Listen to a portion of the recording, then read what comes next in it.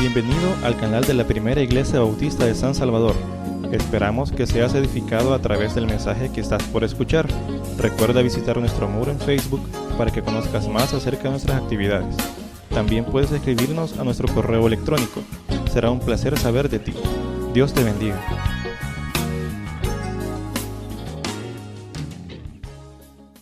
En este relato que leímos, hermanos y hermanas, encontramos un ejemplo más de los que ha venido ofreciendo el Evangelio de Mateo acerca de la autoridad o el poder que tenía nuestro Señor Jesucristo. Y parte de ese poder es sobre la enfermedad y sobre la muerte misma. Las dos están sujetas a Él o están bajo su dominio o bajo su poder. Mateo utiliza menos versículos para narrar este acontecimiento que los que ocupan Marcos y Lucas. Marcos y Lucas cuentan un poquito acerca de que Jairo, le llaman ellos al hombre principal, eso significa un hombre rico en el pueblo de Israel, había salido cuando su hija estaba a punto de morir, pero Mateo lo hace ya cuando la niña está muerta, es decir, que centra su atención en la fe que tenía Jairo, así le llama al hombre principal los otros dos evangelios, en que creía que el Señor Jesús tenía poder sobre la muerte, cosa que todavía no estaba muy fija en la mente, en el ideario, en el conjunto de ideas que tenía el pueblo de Israel. Y si ya estando muerta la hija le fue a suplicar al Señor Jesús que le devolviera la vida, todavía su fe es mayor por el hecho que ya creía en la resurrección de los muertos, y eso costó mucho tiempo después del Señor Jesús que fuera asumido. Para nosotros ya resulta fácil, pero para aquellos tiempos eso era extraordinario. Por otro lado, la frase de nuestro Señor y Salvador Jesucristo, no teman, la niña solamente duerme, algunas personas lo han interpretado de manera literal como si se tratara del diagnóstico de un médico, pero Mateo no tiene ninguna intención que sus palabras se tomen de forma literal, es decir, que está hablando en sentido figurado. Por ejemplo, nuestros hermanos de la iglesia luterana creen que cuando uno se muere va a dormir y que Dios nos tiene reposando en una especie de camarotes. Se tomó literalmente la frase del Señor Jesús, pero Mateo no tiene interés en que lo tomemos de manera literal. Era real la muerte de la niña, pero él da a entender que está en un estado parecido a cuando nos dormimos. No es un estado permanente, quiso dar a entender el Señor Jesús esto de su muerte. No es la palabra última ni la última voluntad de Dios para la especie humana. Así como nos despertamos después que dormimos, que no es temporal, que es temporal, no es permanente, así está esa niña hoy. Eso fue lo que quiso dar a entender nuestro Señor y Salvador Jesucristo. Y todos ustedes tienen idea de lo que les decían sus abuelitas, es que cuando uno está dormido, es como que está muerto. Uno está muerto en realidad. Y aquella frase del apóstol Pablo, cada día muero, y entonces la gente dice, es que cuando uno se muere, cuando uno se duerme, es como que se hubiera muerto, pero cuando se despierta, es como que hubiera vuelto a la vida. En este relato de la resurrección o de la vuelta a la vida de la niña de Jairo, hay otro relato contenido, otro milagro de sanidad, y es el de la mujer del flujo de sangre. En lenguaje y literatura, hermanos y hermanas, a esta forma de escribir se le llama metarrelato.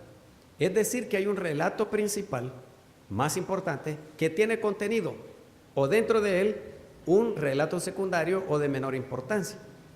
De este metarrelato, esta figura literaria que aparece en la Biblia en muchas ocasiones, les puedo dar un ejemplo. En Costa Rica íbamos al teatro cuando nos quedaba tiempo en medio del estudio, para no quedarnos locos, porque las muchas letras lo vuelven loco a uno. Entonces, y cuando teníamos el dinero también, íbamos a ver una obra de teatro. Yo no sé si tú fuiste a ver El beso de la mujer araña. Fíjense que en esa obra de teatro está ambientada en América Latina, es decir, cualquier país desde México hasta Chile y las islitas del Caribe. El autor es Juan Manuel Puig, no sé cómo se pronuncia, P-U-I-G, Puig o algo así. Este Juan Manuel, autor argentino, escribió varias novelas, pero esta fue la que vimos convertida en obra de teatro, que él también escribió para obras de teatro. América Latina era gobernada por regímenes militares, ¿se acuerdan ustedes? Son los coroneles y generales y así por el estilo. Y había muchas insurrecciones desde México hasta Chile, y los militares que gobernaban capturaban a las personas, las metían presas, y capturaron a un marxista que era el líder o el cabecilla de uno de esos grupos que peleaban en contra del gobierno.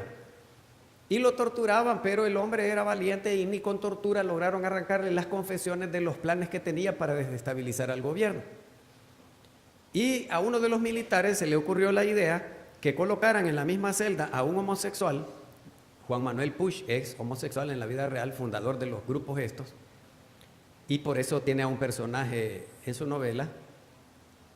Y a los militares se les ocurrió que, ganándose la confianza del marxista, le confesaría sus planes, el homosexual se los trasladaría a los militares y ellos podrían pelear mejor contra aquellos grupos izquierdistas. Sin embargo, el plan tuvo resultado porque el homosexual empezó a hacerse bien amigo, se ganó la confianza del marxista y el marxista le confiesa sus planes en efecto. Y cuando el marxista está enfermo porque le ponen cositas en la comida, el homosexual lo atiende. Y lo que no tomaron en cuenta los militares es que el homosexual terminó simpatizando con las ideas del marxista. Y se identificó tanto que terminó siendo marxista, entendiendo las razones por las cuales el marxista peleaba contra el gobierno militar, él también se hizo simpatizante de esa idea. Pero todavía hubo algo más que produce la cercanía humana, el enamoramiento. Y el homosexual terminó enamorándose del marxista. Así que aun cuando aquel le confesó todos sus planes, el homosexual no lo reveló a los militares. Pero los militares ya lo veían muy sospechoso, muy cariñoso, como que había pasado a otro plano la relación entre ellos. Y decidieron, genialmente, los militares, liberar al marxista, como que si nada pasaba, pero lo siguen a todas partes donde él va, pasa algún tiempo, hasta que se reúne con la novia del marxista que está preso, y la matan a ella. Y aquel se reúne con los otros cabecillas del movimiento izquierdista y los matan a todos. Y cuando ya no les sirve más el homosexual, también lo matan a él y lo tiran a un basural, cosa que era muy común en aquellos días de los regímenes marxistas. Y al marxista preso, de tanta tortura, terminan dándole muerte. Y así termina la novela. Pero en los diálogos que tienen el homosexual con el marxista, la única diversión que tenían era que el homosexual le contaba una película que fue a ver al cine que se llamaba El beso de la mujer araña. Entonces a uno, muy hábilmente, Juan Manuel Puig le va contando la historia, el relato principal del marxista y su lucha, pero la película que le va contando el homosexual, que tiene como título El beso de la mujer araña, y de ahí toma título la novela, uno también va interesado en ir conociendo la película. La película es el metarrelato del relato principal de la lucha de los marxistas en cualquier país de América Latina. La Biblia, hermanos, hermanas, es un libro hermoso. Hermoso literariamente hablando, ya no digamos narrándonos el amor de Dios por nosotros a través de su Hijo Jesús. Ya no digamos narrándonos la salvación del castigo eterno por causa del pecado. Pero literariamente la Biblia es una obra maestra. Tiene símil, sinécdoque, parábola, hipérbole, historia. La mayoría de relatos literarios o formas de escribir los tiene la Biblia. Tiene los libros de sabiduría, tiene poemas. Mire, todo el libro de Job es un poema. La historia de Sansón y Dalila es un poema. Lo que pasa es que uno cuando lee la Biblia va a saber cómo la lee.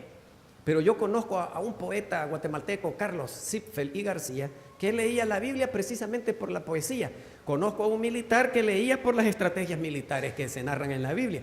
Así que literariamente la Biblia es un libro respetado en el mundo entero. Y el pasaje que leímos hoy trata de un relato principal, la hija de Jairo, y la vuelta a la vida de ella, que voy a desarrollar en otro tema en el mes de noviembre a propósito del Día de los Difuntos que vamos a celebrar el 2.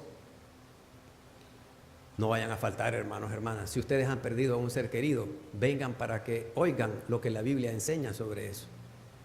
No importa cuánto tiempo hace que lo perdieron. Y que nosotros mismos vamos a caminar por ese camino que no queremos, el de la muerte. Pero ¿qué dice la Biblia sobre eso? Vengan para que ustedes oigan en 30 minutos, lo más que se puede resumir, acerca de la muerte, y voy a ocupar este pasaje mismo que acabamos de leer hoy, pero el relato principal es el caso de la hija de Jairo que volvió a la vida por el poder de nuestro Señor y Salvador Jesucristo. Hablemos del metarrelato o del relato secundario de menor importancia, el caso de la mujer del flujo de sangre. Con gran maestría artística, literaria, Mateo utilizó esta forma de escribir para narrarnos estos dos milagros. La mujer del metarrelato padecía desde hacía 12 años de flujo de sangre, un desorden menstrual incurable para la medicina de aquellos días. Las mujeres entenderán bien de qué se trata eso.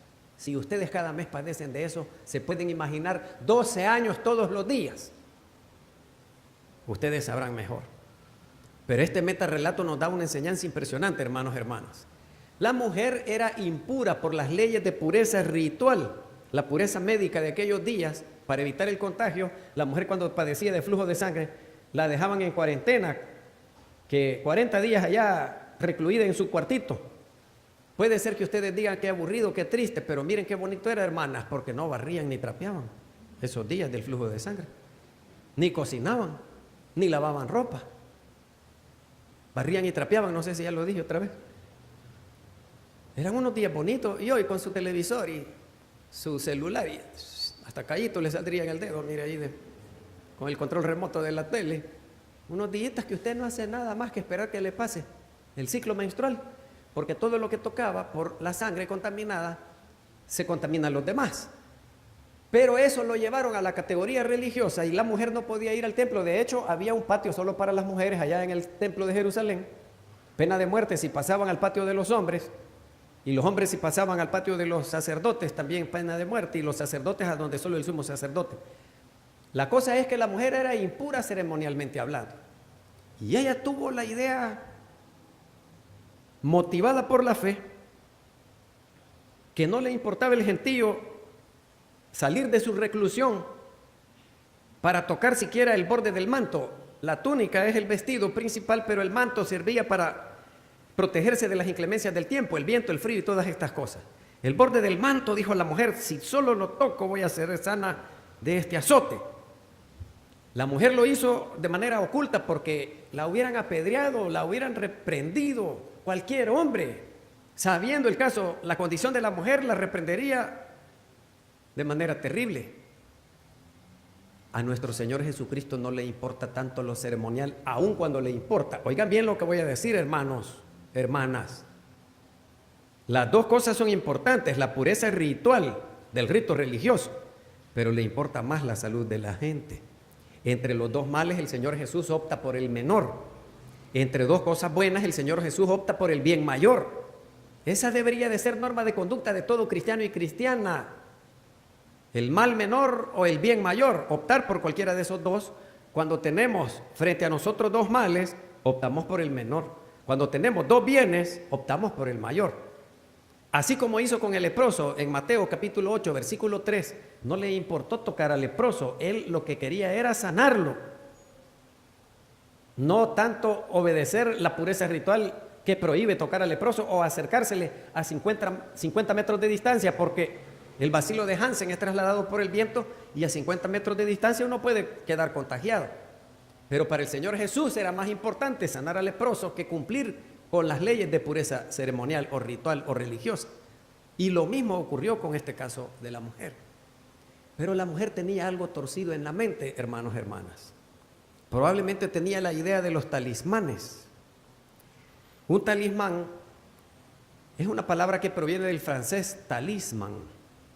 El francés fue tomado prestado del persa telesmat y el persa fue tomado prestado del griego telesma y significa rito religioso, un talismán. Fíjense bien, hermanos, fíjense bien, hermanas.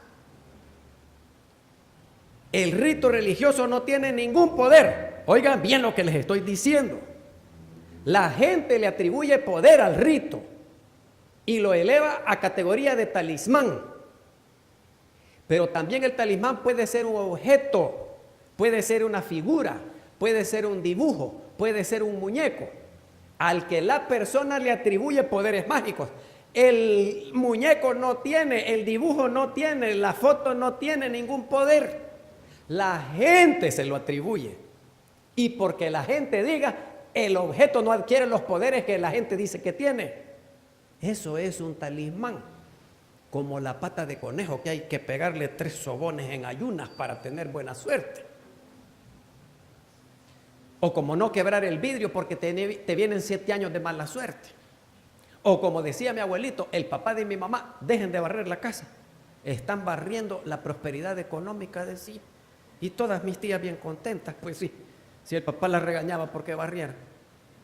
Y ahí vienen ritos, actos religiosos a los que les atribuimos poder cuando no los tienen, y objetos a los que le atribuimos poderes que no los tienen.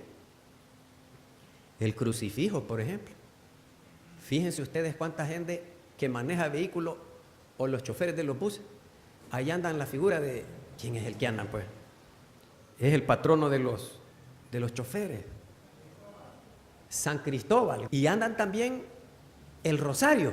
¿Se han fijado que en el vidrio, en el espejo retrovisor andan el rosario? O hay unos que en la cartera andan la Magnífica. Los evangélicos, la Biblia en el Salmo 23 o en el 91. Allá los tienen abiertos en su casa y yo le digo, hermano, ¿y por qué tiene la Biblia abierta ahí? Es para que no se me metan los ladrones. No, mejor cómprese dos hermano, 2 chapayales, le digo yo, porque eso no le va a servir de mucho. Y la gente cree que con repetir, hacer el rito religioso ya va a tener poder sobre otras cosas, como decir un versículo tal. Y si no se aprendió de memoria el versículo, como los niños de la iglesia, por lo menos dice, divino rostro, el gran poder de Dios, el Cristo de la gloria. ¿Cuáles otras frases dicen ustedes, hermanos, hermanas? Ya me están olvidando. La sangre de Cristo, dice. Y yo he oído predicaciones de pastores que les dicen, ustedes enciérrense en el círculo de la sangre de Cristo. Y eso es un rito satánico. El círculo, donde se hace el pentagrama, la cruz de 5 picos.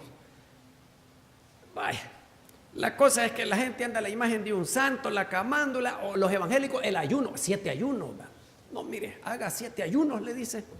Ya va a ver si no sana a su familiar. Haga 7 vigilias, como el número 7 es del de Dios, dicen. Y la gente cree que haciendo el rito de 7 ayunos o 7 vigilias, ya le viene el favor que le pide a Dios. Entonces lo elevan a categoría de talismán, el rito religioso, o el objeto cualquiera que éste sea. El deseo de la mujer del flujo de sangre por tocar el borde del manto, aunque sea, ella cree que la sanidad es algo mecánico, es decir, algo que puede hacerse como poner la caja de velocidades en primera y el carro arranca. Eso es un movimiento mecánico. Entonces la mujer decía, si tan solo toco el borde del manto, quedaré sana. Y beneficiarse del poder del Señor Jesús. En la mente de la mujer aparenta tener la torcedura de elevar a categoría de talismán el manto del Señor Jesús. De hecho, hasta hay una película que tiene por título El manto sagrado.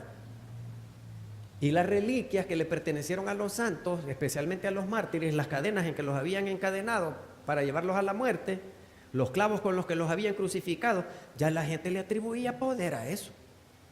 En el libro del hermano Pedro Isaí Portillo, de allá de Cesori, allá había un cerro blanco que yo tuve oportunidad de conocer y estar allí muchas veces.